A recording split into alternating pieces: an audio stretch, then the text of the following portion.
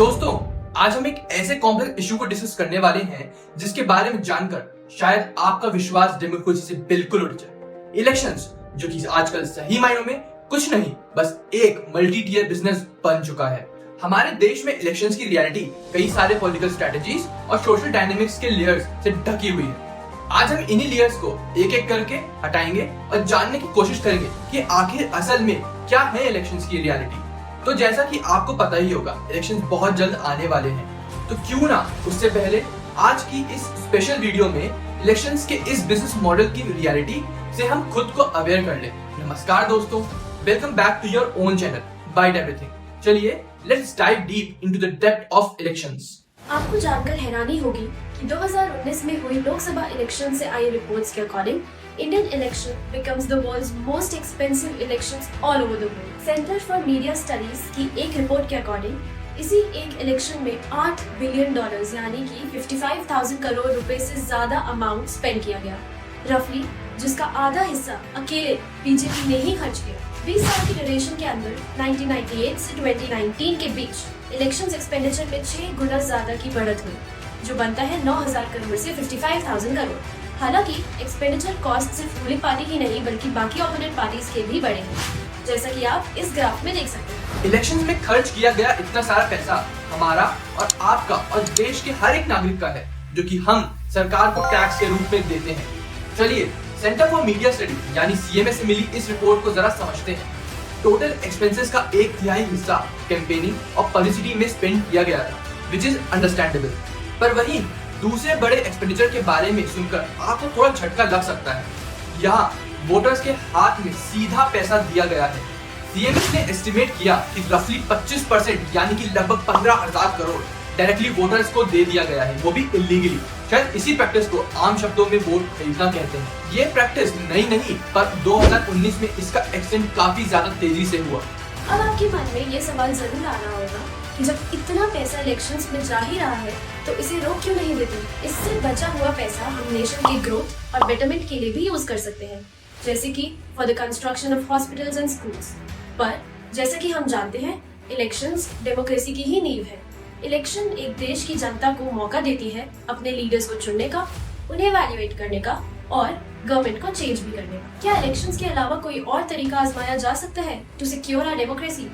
अगर आपके पास कोई यूनिक ऑल्टरनेटिव है तो आप हम सब के साथ आइडियाज अपने कमेंट सेक्शन में शेयर कर सकते हैं। अब यहाँ पर एक कंसेप्ट आता है डायरेक्ट डेमोक्रेसी का। चलिए इसके बारे में थोड़ा जानते हैं। डायरेक्ट डेमोक्रेसी को प्योर वोट बेस्ड सिस्टम भी कहा जाता है। यहाँ कंट्री के सिटीजन्स को राइट होता है डायरेक्ट कंट्री की पॉलिटिक्स में हिस्सा लेने का, बिना किसी नेता के। मतलब किसी भी डिसीजन या लॉ को फॉर्म करने के लिए देश की जनता उस डिसीजन के फेवर या अगेंस्ट में वोट करती है।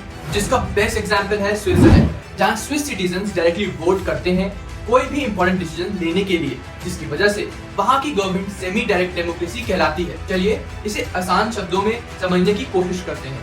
फॉर एग्जाम्पल, अगर हमें एक स्कूल बनाना है तो किसी पार्टी के डिसीजन के बजाय हम सीधा जनता से पूछकर उनका वोट ले सकते हैं, जिससे इस डिसीजन का पूरा कंट्रोल देश के लोगों के हाथ में ही रहेगा।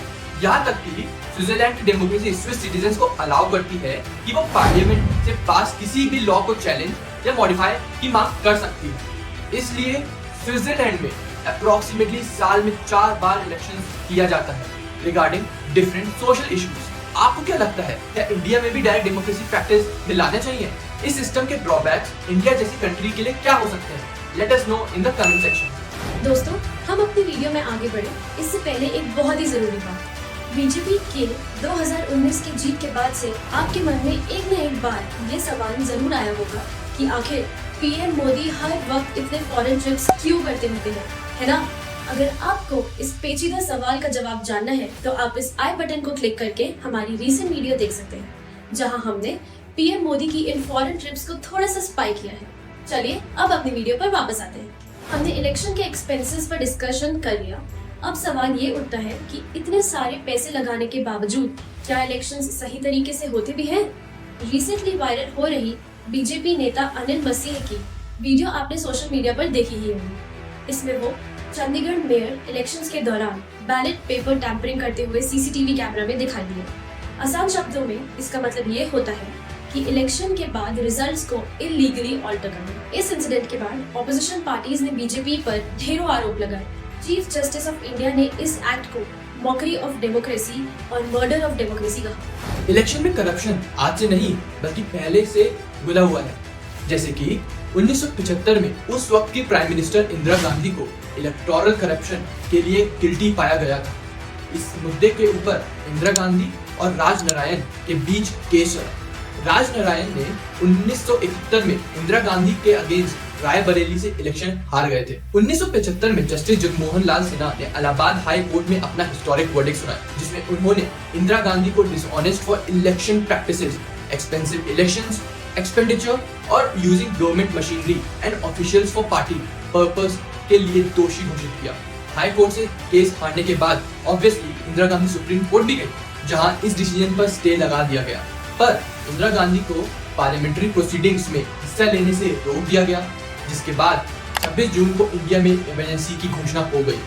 इलेक्शन में खर्च किए गए पैसे का बहुत बड़ा हिस्सा ईवीएम के मैन्युफैक्चर और सिक्योरिटी पर खर्च किया जाता है। वोटर्स के बढ़ने के साथ साथ इलेक्शन एक्सपेंडिचर भी बढ़ते जा रहा है। 2014 में ये लगभग 3870 करोड़ था। इतने सारे खर्चों के साथ साथ हमारी गवर्नमेंट फॉरेन एक्सचेंज रिजर्व्स भी रखती है, जो एक बहुत ही इंपॉर्टेंट एसेट बन जाता है एक देश के लिए। ये वो एसेट्स होते हैं जो सेंट्रल बैंक या मॉनेटरी अथॉरिटीज के पास रिजर्व्ड होते हैं। The main objective of these reserves are to balance the payments of the country, influence the foreign exchange rates of their currency and to maintain confidence in the financial market. 2013 में Indian foreign exchange reserve approximately 304 billion US dollars थे, जो कि 2024 में बढ़कर 617,230 million US dollars हो गए।